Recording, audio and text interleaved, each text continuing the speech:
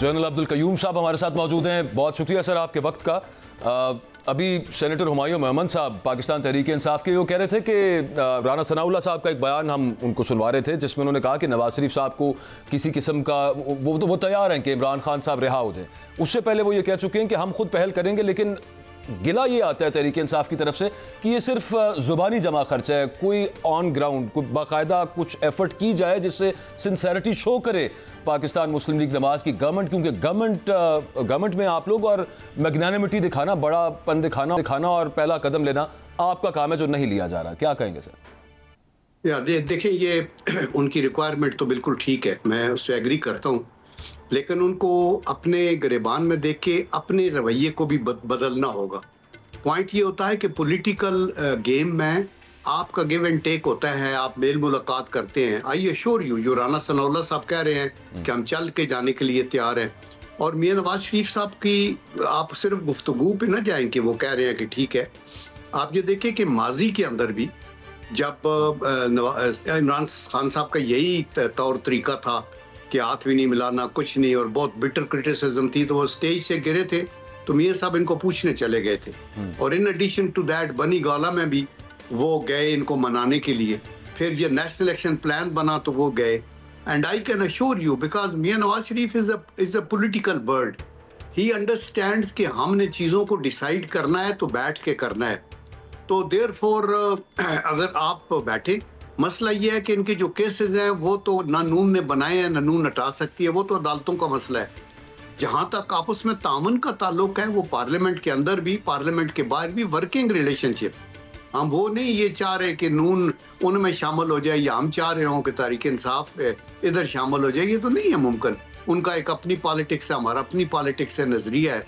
But I assure you कि ये पाकिस्तान मुस्लिम league नून का, चूंकि इनकी इनसाइड सोच और थिंकिंग को मैं जानता हूँ, they are all out for talking to anybody, और उसके लिए कि मुल्क आगे चले। जनरल साहब, वो जो आप कह रहे थे कि आप केसेस नहीं बनाए, वो अभी थोड़ी देर पहले यही बात कर रहे थे कि आपकी गवर्नमेंट के दौरान, जब पीडीएम गवर्नमेंट थी, जाहिर है कि आपकी जमात भी उसमें अहम रोल में थी, शहबाज शरीफ साहब स्टेयर कर रहे थे मुल्क को, उसके दौरान वो कहते हैं बहुत से केसेस बने हैं जिन पे उनका ये कहना है कि जाली केसेस हैं, झूठे केसेस हैं। उसके अलावा कुछ बहुत सारे केसेस तो हमें ऐसे पता ही है ना कि ये सड़क पे प्रेस कॉन्फ्रेंस हो रही है, उसके ऊपर एक FIR हो गई है, यहाँ पे चौक के अंदर खड़े होकर किसी ने लाउड स्पीकर बात की, उस पर FIR हो, तो बहुत सारी प्लेथोरा ऑफ FIRs हैं। वो कहते हैं कि इनको तो वापस लीजिए जो आपकी गवर्नमेंट के दौर में बने थे। या देखें, पॉइंट ये है कि जो पीडीएम की गवर्नमेंट थी वो भी नून की गवर्नमेंट तो नहीं थी, वो एक कोलिशन गवर्नमेंट थी, और जो केसेस ऐसे बने हैं ना at the drop of the hat, गलत बने हैं, वो तो बिल्कुल नहीं बनने चाहिए। कोई भी सेन पर्सन उनको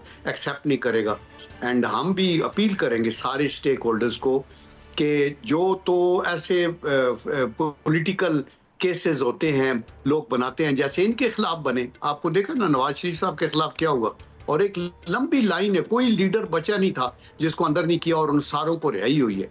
तो मैं ये अश्योर करता हूँ बाकी पॉलिटिकल पार्टीज को कि जिनके खिलाफ भी केसेस हैं, अगर उनकी कोई ग्राउंड नहीं है तो वो ऑटोमेटिकली वो शट डाउन हो जाएंगे जब वो अदालत के अंदर जाएंगे। They should rest assured, they should pursue them, और ऑब्वियसली कोई ग्राउंड्स ना हो तो वो खत्म हो जाते हैं, जैसे नवाज शरीफ साहब के खिलाफ। बात तो दुरुस्त है सर। ये कहा जाता है फिर PTI की तरफ से कि ये, I am sorry to use these words, लेकिन ये वही से आते हैं। वो कहते हैं कि आपके पे स्केल से ऊपर की बात है, आप जब कर ही नहीं सकते इसके बारे में तो फिर हम आपसे बात क्या करें। नहीं, ये हम नहीं कर। देखें ना, then when you say this, तो that means you are not only undermining your political एक सिस्टर पार्टी को, but you are also undermine the judicial system कि जी वो भी अननेसेसरी केसेस बनाए। नहीं, मैं ये कहता हूं ना, आपको कर रहे हैं जी। देखें ना, वो जब वो कह रहे हैं ना कि आपसे ऊपर स्टेप के लोग, तो ऑब्वियसली देखिए ब्लेम तो लोग करते हैं ना, ये मतलब इसको तो हाइड करने की बात नहीं है। ये तो इमरान खान साहब अपनी तकारीर में कह चुके हैं। इन्होंने जो अभी लेटर लिखा है वो इंटरनेशनल एक न्यूज़पेपर को, उसमें जिक्र किया है। तो मेरा मतलब है इनको भी ये चीजें देखनी पड़ेंगी। यहाँ मुल्क के अंदर रह के 100 चीजें होती हैं, कई ठीक होंगी कई ठीक नहीं होंगी।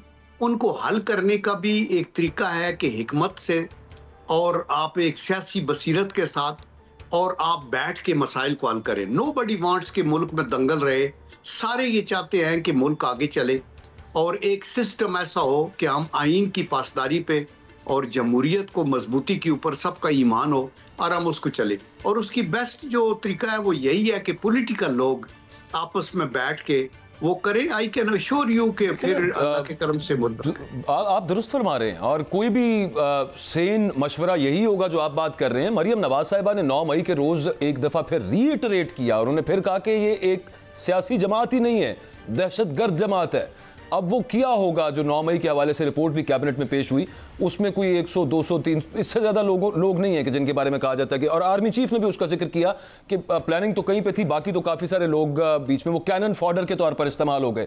लेकिन सवाल सर यहाँ पे है, जब एक बड़ी पॉलिटिकल लीडर एक सबसे बड़े सूबे की वजीर आला ये कहें कि ये तो दहशतगर्द है, और वो लपेट दें उन तमाम वोटर्स को भी, करोड़ों वोटर्स को जिन्होंने उस जमात को वोट दिया है कि ये दहशतगर्द है सब के सब, तो फिर क्या कहा जाए? देखिए मैं आपको बताता हूँ, मसला ये है कि उन वोटर्स की हम रिस्पेक्ट करते हैं जो इन्होंने अपना हक इस्तेमाल किया, हमें वोट दिया या अपोजिशन को वोट दिया या तहरीक इंसाफ को वोट दिया।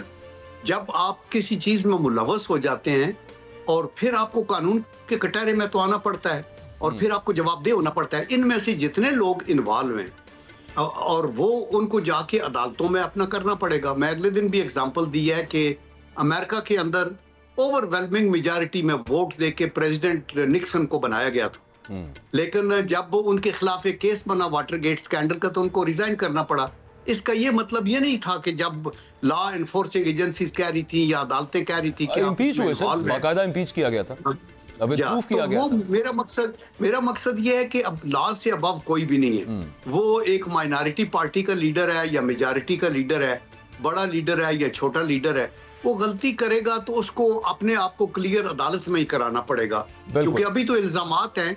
जब ये कन्विक्शन हो तो फिर पता चलेगा, और उसके अंदर उनको they should have the trust कि अभी तो मसला पाकिस्तान में ये है कि जो केस आपके हक में हो उसमें आप बल्ले बल्ले कर देते हैं, जजेस को भी शाबाश देते हैं। जो चीज आपके अगेंस्ट चली जाए उसमें आप कहते हैं कि ये भी आपकी बात ठीक है सर। अब बड़ी आपने दिलचस्प मिसाल दी जो अमेरिकन प्रेसिडेंट की कि जिन्हें इम्पीच किया गया वाटरगेट स्कैंडल के अंदर, वहां पे अच्छा वो सबके सामने हुआ एक मामला। दूसरा मामला ये हुआ कि वहां पे सबूत रखे गए, ऑडियो टेप्स उसके अंदर सुनवाई गई। यहां पे भी कहा जाता है कि हमारे पास हर तरह का प्रूफ मौजूद है।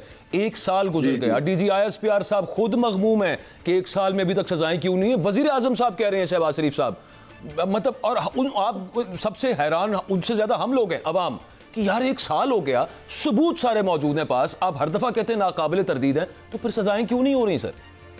यही वजह है कि फिर लोग पॉइंट करते हैं अपने जुडिशियल सिस्टम को जो प्रोसेस करता है। अब देखिए कत्ल के मुकदमे भी 25-25 साल चलते हैं। सर जुडिशियल सिस्टम तो पहले कह रहा है कि हम पे प्रेशर्स हैं, वो तो आपके सामने ही है। देखिए ना, वो भी हाई कोर्ट की बात है, अभी लोअर जुडिशरी की तो क्या ही कहने। नहीं, क्या कहने, मसला ये है कि कोर्ट को प्रेशराइज करने की किसी की जरूरत नहीं होनी चाहिए, और जो बंदा वहां बैठा है वो पॉइंट ब्लैंक रिफ्यूज कर सकता है और सुओ मोटो एक्शन ले सकता है। अदालतें अगर अपना रोना आवाम के आगे रोएंगी तो फिर जुडिशल निज़ाम आपका कहाँ है?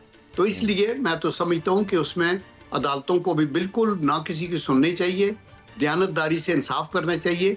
लेकिन आपने देखा ना, अदालतों में भी आपने गुड टू सी यू वाला माहौल भी था, और आप हर तरह की हर केस पे, इस केस में भी आप पकड़ नहीं सकते, आइंदा भी कोई केस हो तो नहीं पकड़ सकते, वगैरह वगैरह। जल साहब अब तो नहीं रहा, तो मतलब अब तो जो चीफ जस्टिस साहब है उन्होंने तो पॉलिटिकल पार्टी से उनका इंतखाबी निशान तक ले लिया था। कहीं इशारा इस तरफ तो नहीं है सर कि ये यहाँ पे केसेस नहीं चलने चाहिए, वो जरा मिलिट्री कोर्ट्स वाला मामला पहले ठीक करें, वहीं पे चलाने हमने, इस वजह से कुछ वेट हो रहा हो, ये वजह तो नहीं सर? नहीं देखिए, नहीं, लेकिन पॉइंट ये है कि आप देखिए ना, अभी ये जो आपका कुलभूषण यादव है जी, ये सिविलियन बंदा है और इसका ये इन्वॉल्व हुआ तो उसको कोर्ट के अंदर जाएगा।